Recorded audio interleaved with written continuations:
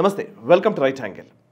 1970వ దశకంలో పాకిస్తాన్ ప్రధాని జుల్ఫికర్ అలీ భుట్టో ఒక కీలకమైన వ్యాఖ్య చేశారు. అదేంటంటే హమ్ ఘాస్ ఖాయేంగే లేకిన్ ఆటం బాంబ్ లేకే ఆయేంగే. మేము గడ్డి తింటాం కానీ ఆటం బాంబ్ తీసుకొచ్చి తీరతాం. ఇది జుల్ఫికర్ అలీ భుట్టో చేసినటువంటి కమెంట్. నిజంగా ప్రస్తుతం పాకిస్తాన్ పరిస్థితి గడ్డి తినే పరిస్థితిలోనే ఉంది.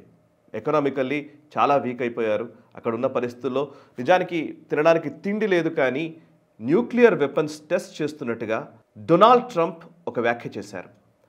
పాకిస్తాన్ న్యూక్లియర్ టెస్టులు చేస్తోంది, అణ్వస్త్ర పరీక్షలు నిర్వహిస్తోంది. అటు చైనా అణ్వస్త్ర పరీక్షలు నిర్వహిస్తోంది, రష్యా అణ్వస్త్ర పరీక్షలు చేసింది. ఇలా అన్ని దేశాలు, నార్త్ కొరియా చేస్తోంది, పాకిస్తాన్ కూడా చేస్తోంది. అమెరికా ఎందుకు న్యూక్లియర్ టెస్ట్ చేయకూడదు అనేది ఇప్పుడు డొనాల్డ్ ట్రంప్ అడ్మినిస్ట్రేషన్ తీసుకున్నటువంటి ఒక నిర్ణయం. సో వాళ్ళు న్యూక్లియర్ టెస్ట్ మళ్ళొకసారి చేయాలని అమెరికా నిర్ణయించుకుంటున్నట్టుగా స్పష్టంగా మనకు అర్థమవుతోంది. ఈ నేపథ్యంలో అసలు అమెరికా ఎందుకు న్యూక్లియర్ టెస్ట్లకు వెళ్ళాలనుకుంటుంది అనేది ఒక విషయం అయితే, ఎందుకంటే ఇక్కడ సూపర్ పవర్ గేమ్ నడుస్తోంది. న్యూ వరల్డ్ ఆర్డర్ వస్తుందా అని అనిపిస్తోంది. అమెరికా ఈరోజు కొలాప్స్ అయ్యే పరిస్థితిలోకి వెళ్ళిపోతోంది. అక్కడ ఉన్నటువంటి ఒక రకంగా చెప్పాలంటే సాంస్కృతికంగా అమెరికా ఒక నిశ్చేష్టమైనటువంటి స్థితిలో ఉంది. అక్కడే సాంస్కృతికంగా వాళ్ళు ఆ సమాజమే కుప్పకూలిపోతున్నటువంటి పరిస్థితి కనబడుతోంది. అండ్ ఎకనామికల్లీ కూడా వీక్ అవుతోంది, డాలర్ వీక్ అవుతోంది. ఈ నేపథ్యంలో మళ్ళీ ఆ సూపర్ పవర్ని ప్రపంచం పైన ఇంపోజ్ చేయాలి అని అంటే అమెరికాకి మళ్ళీ తన స్ట్రెంగ్త్ని, తన సామర్థ్యాన్ని ప్రదర్శించడమే ఒక్కటే ఒక దారి మిగిలింది. అందుకోసమే వాళ్ళు మళ్ళీ న్యూక్లియర్ టెస్టులు చేస్తున్నారా, మళ్ళీ సూపర్ పవర్గా కొనసాగాలనేది ఒక అంశం అయితే, ఇంకోవైపు చైనా ఇబ్బడి ముబ్బడిగా అణ్వస్త్రాలని, వాళ్ళకి సంబంధించినటువంటి రక్షణ రంగానికి సంబంధించినటువంటి ఉత్పత్తుల్ని వాటిని ఇబ్బడి ముబ్బడిగా పెంచుకుంటూ వస్తుంది. సూపర్ పవర్ కావడానికి, అగ్రరాజ్యంగా ఉండడానికి చైనా ఉవ్విళ్ళూరుతోంది. ఈ నేపథ్యంలో ఇటు పాకిస్తాన్ న్యూక్లియర్ టెస్టులు చేస్తుంది అని డొనాల్డ్ ట్రంప్ చేసిన వ్యాఖ్య ఇప్పుడు సంచలనం సృష్టిస్తోంది. దీనికి సంబంధించి already ministry of external affairs, మన భారత విదేశాంగ శాఖ అధికార ప్రతినిధి అయినటువంటి రణధీర్ జైస్వాల్ ఒక స్టేట్మెంట్ కూడా ఇచ్చారు. పాకిస్తాన్ మొదటి నుంచి కూడా ఇల్లీగల్గా న్యూక్లియర్ యాక్టివిటీస్ చేస్తూ వస్తోంది, దొంగతనంగా వాళ్ళ యాక్టివిటీస్ నిర్వహిస్తూ వస్తూ ఉంటారు. సో వాళ్ళు ఈ విషయాన్ని మేము కూడా పరిగణలోకి తీసుకుంటున్నాము, ఇది చేయకుండా గ్లోబల్ సమాజం అడ్డుకోవాలి అనేది ఈవెన్ రణధీర్ జైస్వాల్ చేసినటువంటి స్టేట్మెంట్. దీన్ని మేము పరిగణలోకి తీసుకుంటున్నాము అని అంటూనే న్యూక్లియర్ టెస్టింగ్కి సంబంధించి మనకు అవగాహన ఉంది అన్నట్టుగానే అండ్ మన విదేశాంగ శాఖ నుంచి ఒక సిగ్నల్ ఇవ్వడం జరిగింది.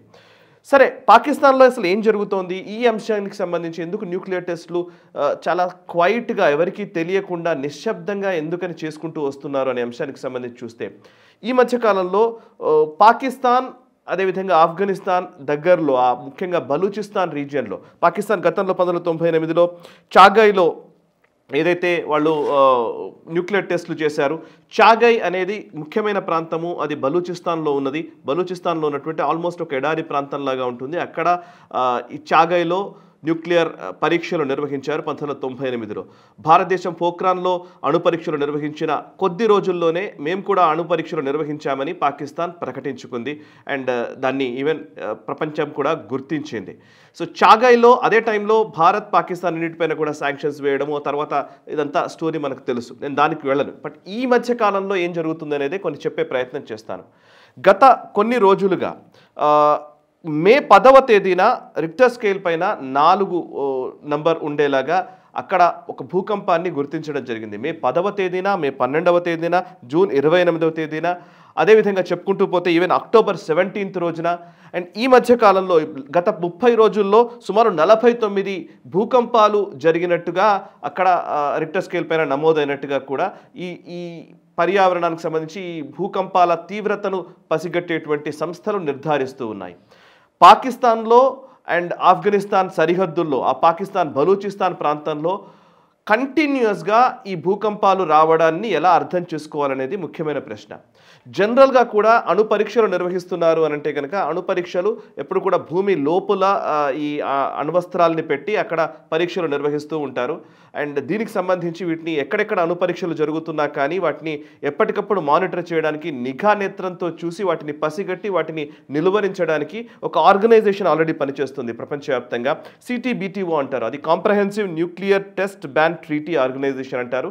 ఈ ఆర్గనైజేషన్ ఇది వియన్నాలో ఉంది. ఈ వియన్నాలో ఉన్నటువంటి ఆర్గనైజేషను నీటిలో కావచ్చు, అంటే సముద్రంలో కావచ్చు, లేకపోతే భూమి లోపల కావచ్చు, ఉపరితలం పైన కావచ్చు, ఎక్కడ న్యూక్లియర్ టెస్టులు జరిగినా, న్యూక్లియర్కి సంబంధించినటువంటి ఆనవాళ్లు ఉన్నా, న్యూక్లియర్ పర్చేజెస్ అంటే ఎక్కడెక్కడైతే న్యూక్లియర్ టెస్టులు చేయడానికి కావాల్సినటువంటి ఉత్పత్తుల్ని కొనుగోలు చేస్తూ ఉన్నా వీటన్నిటిని పసిగట్టేటువంటి ఒక ఆర్గనైజేషన్గా సిటీబీటీఓ పేరుగాంచింది. సో సిటీబీటీఓ ఈ మధ్య కాలంలో వచ్చినటువంటి భూకంపాలను వేటిని కూడా న్యూక్లియర్ టెస్టింగ్గా గుర్తించలేదు అండ్ ధృవీకరించలేదు. కానీ ఆ దిశగా అడుగులు పడుతున్నాయనేది అటు డొనాల్డ్ ట్రంప్ చేస్తున్న వ్యాఖ్య. అండ్ అమెరికా అధ్యక్షుడు డొనాల్డ్ ట్రంప్ ఒక మాట మాట్లాడాడు అంటే అంత ఈజీగా ఆయన మాట్లాడతారని అనుకోవడానికి వీల్లేదు. సో ఈ విషయంలో కూడా అంతే, పాకిస్తాన్లో న్యూక్లియర్ టెస్టులు జరుగుతున్నాయన్న విషయం మాత్రం గత కొంతకాలంగా అనేక మంది, ఈవెన్ వార్ ఎక్స్పర్ట్స్ చాలామంది దీనికి సంబంధించిన అభిప్రాయం వ్యక్తం చేస్తూ వస్తూ ఉన్నారు. ఒకానొక సందర్భంలో మీకు గ్లోబల్ రౌండప్లో మేము దాని గురించి చర్చించడం కూడా జరిగింది. గత ఏడాది 2024లో బాంబే దగ్గర, ముంబై పోర్ట్ దగ్గర మన భారత నేవీ అధికారులు ముంబై పోర్టు నుంచి వెళుతున్నటువంటి, చైనా నుంచి కరాచీకి వెళుతున్నటువంటి ఒక షిప్మెంట్ని సీజ్ చేశారు. కరాచీకి వెళుతున్నటువంటి షిప్మెంట్లో CNC, computer numerical control machines ఉన్నట్టుగా అధికారులు గుర్తించారు. అండ్ అది ఇటాలియన్ కంపెనీ తయారు చేసినటువంటి computer numerical control machines China నుంచి కరాచీకి వెళుతూ ఉన్నాయి, పాకిస్తాన్కి వెళుతూ ఉన్నాయి. ఈ సిఎన్సి మెషిన్స్ దేనికి పనిచేస్తాయి అనే దానికి సంబంధించి ఆల్రెడీ డిఆర్డిఓ సైంటిస్టులు, మన శాస్త్రవేత్తలు దానికి సంబంధించి ఆల్రెడీ వివరాలు కనుగొన్నారు, పరిశోధనలు నిర్వహించారు. అండ్ ఈ సిఎన్సి మెషిన్స్ అనేవి పైకి అది సిఎన్సి కంప్యూటర్ న్యూమరికల్ మెషిన్ లాగా కనబడుతుంది, కానీ అందులో ఉండే ఉత్పత్తులు, అందులో వాడేటువంటి మెటీరియల్స్ అన్నీ కూడా న్యూక్లియర్కి వినియోగించేవి అనేది డిఆర్డిఓ శాస్త్రవేత్తలు గుర్తించారు. అండ్ ఇదే పంథాలో గతంలో కూడా పాకిస్తాన్ ఈ అణుపరీక్షలు నిర్వహించింది అనేది కూడా డిఆర్డిఓ శాస్త్రవేత్తలు నిర్ధారించారు. సో ఇది అణ్వస్త్రాలకు సంబంధించి వినియోగించే ప్రక్రియలో భాగంగానే ఈ షిప్మెంట్ చైనా నుంచి కరాచీకి వెళుతుంది. మధ్యలో మనం ఆపాం, కానీ మనం ఆపింది ఒక షిప్మెంట్. ఇప్పటికీ ఇంకా ఎన్ని షిప్మెంట్స్ అక్కడికి వెళ్ళాయో తెలియదు. ఎక్కడెక్కడి నుంచే అణ్వస్త్రాలకు సంబంధించినటువంటి, అణ్వస్త్రాలు తయారు చేయడానికి కావాల్సినటువంటి మెటీరియల్ ఏ ప్రాంతాల నుంచి పాకిస్తాన్ సముపార్జించుకుంది అనేది కూడా తెలియాల్సి ఉంది. సో ఈ నేపథ్యంలో ఈ షిప్మెంట్ దొరకడము, ఇదే సమయంలో ఈ సంవత్సర కాలంలోనే, అంటే ఈ గత 6-7 నెలల్లోనే విపరీతంగా పాకిస్తాన్లో, ఆఫ్ఘనిస్తాన్లో భూకంపాలు నమోదవుతున్నాయనేది తెలుస్తున్న విషయం. సరే, అన్ని భూకంపాలు న్యూక్లియర్ పరీక్షలు నిర్వహిస్తేనే జరిగినటువంటి ట్రెమర్స్గానే మనం చూడాల్సిన అవసరం లేదు. కానీ ఆ తీవ్రత అక్కడక్కడ ఎందుకు ఇన్నిసార్లు జరుగుతున్నాయనేది కూడా క్వశ్చన్గా ఉంది. సో అక్టోబర్ నెలలోనే ఒకటి వాల్కనో డిస్కవరీ అనే ఒక ఆర్గనైజేషను ఈ భూకంపాలకు సంబంధించి ఎప్పటికప్పుడు మానిటర్ చేసేటువంటి ఆర్గనైజేషన్ ఇది. వాళ్ళు ఇచ్చిన రిపోర్ట్ ప్రకారం పాస్ట్ 30 డేస్, అంటే గత 30 రోజుల్లో 49 భూకంపాలు నమోదైనట్టుగా పాకిస్తాన్లోనే వాళ్ళు నిర్ధారించడం జరిగింది. అంటే అందులో కూడా రిక్టర్ స్కేల్ పైన ఏ తీవ్రతలో వచ్చినాయనేది కూడా లెక్క వేసి చెప్తే, రిక్టర్ స్కేల్ పైన అబోవ్ 5 కంటే ఎక్కువ నెంబర్ ఉన్నటువంటి భూకంపాలు 2 నమోదయ్యాయి గత 30 రోజుల్లో. అండ్ 4 నుంచి 5 రిక్టర్ స్కేల్ పైన ఉన్నటువంటి నెంబర్లో 24 భూకంపాలు అయినట్టుగా తెలుస్తోంది. అండ్ 3 నుంచి 4 మధ్య 22 భూకంపాలు జరిగినట్టుగా తెలుస్తోంది. అండ్ 2 నుంచి 3 మధ్య 1 భూకంపం నమోదైనట్టుగా ఈ వాల్కనో డిస్కవరీ అనేటువంటి సంస్థ ఆల్రెడీ ధృవీకరించింది. సో ఇవి కూడా ఎక్కడెక్కడ జరిగాయో కూడా మీకు నేను మ్యాప్స్లో చూడవచ్చు. అక్కడ మీకు మ్యాప్లో చూసినట్లయితే కనుక రెడ్ కలర్లో ఉన్నటువంటి ప్రాంతం అది చాగై అంటారు. చాగై అనేది బలూచిస్తాన్లో ఉంది. ఆ రెడ్ కలర్ లో పిన్ చేసినటువంటి మ్యాప్స్లో పిన్ చేసినటువంటి లొకేషన్ అది న్యూక్లియర్ టెస్ట్లు చేసినటువంటి లొకేషన్. అండ్ బ్లూలో ఉన్నవన్నీ కూడా ఈ మధ్య కాలంలో జరిగినటువంటి భూకంపాలు లేదా అక్కడ ట్రెమర్స్ అంటే ఒక భూకంపనలు నమోదైనట్టుగా తెలుస్తోంది. అది దేనికి నమోదైందని కూడా మనం చూడాల్సి ఉంది. మే 10వ తేదీన ఒకటి, మే 12వ తేదీన ఒకటి, జూన్ 28వ తేదీన ఒకటి, 17 అక్టోబర్ తేదీన ఒకటి, ఇట్లా రకరకాల సమయాల్లో ఈ భూకంపాలు నమోదయ్యాయి. మీరు మధ్యలో గమనిస్తే మనం ఆపరేషన్ సింధూర్ టైంలో సర్గోడా అనే ప్లేస్లో కూడా, సర్గోదా అనే ప్లేస్ ఇది కిరాణా హిల్స్ దగ్గర ఉంది. సర్గోడా ఎయిర్ బేస్ పైన మన భారత త్రివిధ దళాలు, మన ఎయిర్ ఫోర్స్ దాడి చేశాము. అండ్ కిరాణా హిల్స్ దగ్గరే అమెరికాకు సంబంధించినటువంటి న్యూక్లియర్ సైలోస్ ఉన్నాయి అనేది కూడా అప్పుడు మనకు చర్చలోకి వచ్చింది. అది నేను ఎల్లో కలర్లో మీరు చూడవచ్చు. ఆ ఎల్లో కలర్ది మనం దాడి చేసింది. అండ్ బ్లూ కలర్లో ఉన్నటువంటి లొకేషన్స్ అన్నీ కూడా ఈ మధ్య కాలంలో భూకంపం వచ్చినట్టుగా, అంటే భూ ప్రకంపనలకు సంబంధించినటువంటి వాటిని ధృవీకరించినటువంటి విషయాలు. అండ్ రెడ్ కలర్లో ఉన్నదేమో పాకిస్తాన్ అణ్వస్త్ర పరీక్షలు నిర్వహించినటువంటి ప్రాంతం. సో ఓవరాల్గా చూస్తే ప్రస్తుతం CTBTO లెక్క ప్రకారం నిజంగా ఇప్పుడు నేను ఇందాక చెప్పినటువంటి ఆర్గనైజేషన్, వియన్నాలో ఉన్నటువంటి organization comprehensive nuclear test ban treaty organization, ఇది ఏ దేశం కూడా మళ్ళీ న్యూక్లియర్ పరీక్షలు నిర్వహించకుండా అడ్డుకునేటువంటి సంస్థ. ఇంకెవరూ కూడా న్యూక్లియర్ పరీక్షలు నిర్వహించకుండా అడ్డుకునేటువంటి సంస్థ. ఇది ఇంటర్నేషనల్ ట్రీటీ ఇది. అండ్ దీంట్లో సంతకం పెట్టిన దేశాలు కొన్ని ఉన్నాయి. సంతకం పెట్టి రాటిఫై చేసుకోని దేశాలు చూసినట్లయితే సంతకం పెట్టిన దేశాలు China, Iran, Israel, US, Egypt ఇవన్నీ కూడా సంతకం చేశాయి. అంటే మేము న్యూక్లియర్ వెపన్స్ యూజ్ చేయము అని సంతకం చేస్తూనే మేము ఇంకా న్యూక్లియర్ పరీక్షలు కూడా నిర్వహించము అని చెప్పినటువంటి దేశాలు ఇవి. అండ్ రాటిఫికేషన్ అని ఉంటుంది, దాన్ని చట్టంగా మార్చుకోవడం. ఆ చట్టంగా మార్చుకున్నటువంటి దేశం రష్యా. గతంలో చట్టంగా మార్చుకున్నారు, రాటిఫై చేశారు. ఆ రాటిఫై చేసిన తర్వాత మళ్ళీ ఆ రాటిఫికేషన్ నుంచి విత్డ్రా చేసుకుంది రష్యా. ఇక భారత్, పాకిస్తాన్ అండ్ అదేవిధంగా నార్త్ కొరియా, ఈ 3 దేశాలు కూడా ఈ CTBTOలో మనం సంతకాలు చేయలేదు అండ్ రాటిఫై చేయలేదు.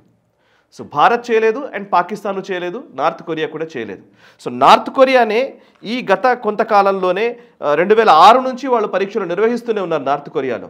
ఇప్పటికి మనం చాలాసార్లు ఈవెన్ మీడియాలో కూడా రిపోర్ట్స్ చూసి ఉంటారు. 2006లో, 2009లో, 2013లో, 2016లో, 2017లో కూడా నార్త్ కొరియా ఈ అణ్వస్త్ర పరీక్షలు నిర్వహిస్తూ వస్తోంది. అఫ్కోర్స్ ప్రపంచ దేశాలు అమెరికా కానివ్వండి, లేకపోతే యునైటెడ్ నేషన్స్ కానివ్వండి, వీళ్ళందరూ కూడా విమర్శిస్తూ ఉంటారు, కానీ ఏమీ చేయరు, దాన్ని ఏమి ఆపే పరిస్థితిలో కూడా లేదు నార్త్ కొరియా. సో ఈవెన్ చైనాకు సంబంధించినటువంటి విషయాల్లో కూడా ఇలాగే నడుస్తోంది.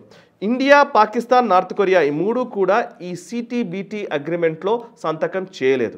అలాగని చెప్పేసి మనం అణ్వస్త్రాలు ఉపయోగించుకోవచ్చా, పరీక్షలు నిర్వహించుకోవచ్చా అంటే నిర్వహించుకోవడానికి వీలు లేదు అనేది అంతర్జాతీయ సమాజం చెబుతున్న మాట. సో ఎవరైతే అణ్వస్త్ర పరీక్షలు చేస్తారో వాళ్ళపైన శాంక్షన్స్ వేయడము, వాళ్ళని ఇబ్బంది పెట్టే ప్రయత్నాలు చేస్తూ ఉంటారు. వన్స్ ఒకసారి పరీక్ష నిర్వహించిన తర్వాత ఇంకేం చేసినా కానీ కొన్ని రోజుల వరకు శాంక్షన్స్ విధిస్తారు, తర్వాత మళ్ళీ మామూలు అయిపోయే పరిస్థితి. ఈవెన్ మన పైన కూడా శాంక్షన్స్ వేశారు, కానీ తర్వాత మళ్ళీ మామూలు అయిపోయింది. మనం అణ్వస్త్ర ఒప్పందమే చేసుకున్నాము అమెరికాతోటి. సో పాకిస్తాన్ కూడా సైలెంట్గా ఎవరికీ తెలియకుండా రహస్యంగా అణ్వస్త్ర పరీక్షలకు కావాల్సినటువంటి మెటీరియల్స్ని సముపార్జించుకొని అణ్వస్త్ర పరీక్షలు నిర్వహించి అప్పుడు చెప్పాలనుకుంటోంది. ఇప్పటికే వాళ్ళు ఇందాక నేను ఫస్ట్ చెప్పిన మెసేజ్ ఉంది. యాక్చువల్లీ జుల్ఫికర్ అలీ భుట్టో చెప్పినటువంటి మాట, హమ్ ఘాస్ ఖాయేంగే లేకిన్ ఆటం బాంబ్ లేకే ఆయేంగే అని. ఈరోజు పాకిస్తాన్ గడ్డి తినే పరిస్థితిలో ఉంది, కానీ ఆటం బాంబ్ తీసుకొచ్చుకుంటే న్యూక్లియర్ మళ్ళీ టెస్టులు చేయడం వల్ల ఈసారి ఒక ప్రపంచానికి, ముఖ్యంగా భారతదేశానికి ఒక గట్టి వార్నింగ్ ఇవ్వాలని పాకిస్తాన్ అనుకుంటున్నట్టుగా స్పష్టంగా అర్థమవుతుంది. సరే, దీనికి కౌంటర్ ఆపరేషన్స్ ఏ విధంగా ఉంటాయి, కౌంటర్ మెజర్మెంట్స్ భారతదేశం ఏ విధంగా తీసుకుంటుంది, మన ఎటువంటి ప్రయత్నాలు చేస్తుంది, ఇవన్నీ మనం రాబోయే రోజుల్లో చూడబోతున్నాం. ఏది ఏమైనా ఒక పోటాపోటీ వాతావరణం అయితే కనబడుతోంది. ప్రపంచంలో సూపర్ పవర్ కావడానికి ఎవరు ప్రయత్నం చేయాలి, ఎవరు సూపర్ పవర్ అవుతారు అనే అంశానికి సంబంధించి ఒక లక్ష్యాన్ని పెట్టుకొని అమెరికా అటు చైనాలు పనిచేస్తూ ఉన్నాయి. అమెరికా తన సూపర్ పవర్గా ఉన్నటువంటి ఈ అగ్రరాజ్యం అనే హోదాని నిలబెట్టుకోవడం ఒకవైపు, ఇంకోవైపు చైనా ఈ అగ్రరాజ్యాన్ని పక్కకు జరిపి తను అగ్రరాజ్యంగా మారడం ఇంకోవైపు. సో ఈ గేమ్లో ఇండియా, పాకిస్తాన్కి సంబంధించి భారత్ ఆత్మనిర్భరతను చాటుకొని ఒక విశ్వగురు స్థానం వైపు ఎకనామికలీ డెవలప్ అవుతూ ముందుకు సాగుతున్న టైం. కానీ భారత్ ఎదుగుదలను ఆపడానికి ఈ పాకిస్తాన్ని ప్రయోగించే కుట్రల్లో అటు చైనా, ఇటు అమెరికా ఉన్నాయి. సో ఈ నేపథ్యంలో మనం అప్రమత్తంగా ఉండాలి. మనం మన భారతదేశము మన సార్వభౌమాధికారాన్ని మనం ఎక్స్ప్లోర్ చేస్తూనే, ప్రాక్టీస్ చేస్తూనే ఇటు పాకిస్తాన్లో జరుగుతున్న వాటిని ఎప్పటికప్పుడు అడ్డుకునే ప్రయత్నం భారత ప్రభుత్వం ఎప్పటికప్పుడు చేస్తుందన్న విశ్వాసంతో ఈ వీడియోను ముగిస్తున్నాను. అండ్ మీ అభిప్రాయాన్ని కూడా కమెంట్స్ ద్వారా తెలియజేయండి. ఈ వీడియో నచ్చితే లైక్ చేయండి, 10 మందికి షేర్ చేయండి. మనసా వాచా కర్మణ, దేశ హితం కోసం నేషనలిస్ట్ హబ్. ఈ వీడియో మీకు నచ్చినట్టయితే లైక్ చేయండి, 10 మందికి షేర్ చేయండి. అలాగే కామెంట్ల రూపంలో మీ అభిప్రాయాలను మాతో పంచుకోండి. Nationalist hub group of channels ను సబ్స్క్రైబ్ చేసుకుని తెలుగునాట జాతీయవాద జర్నలిజాన్ని ప్రోత్సహించండి. ఈ వీడియో కింద ఉన్న బెల్ ఐకాన్ పై క్లిక్ చేయడం మర్చిపోవద్దు.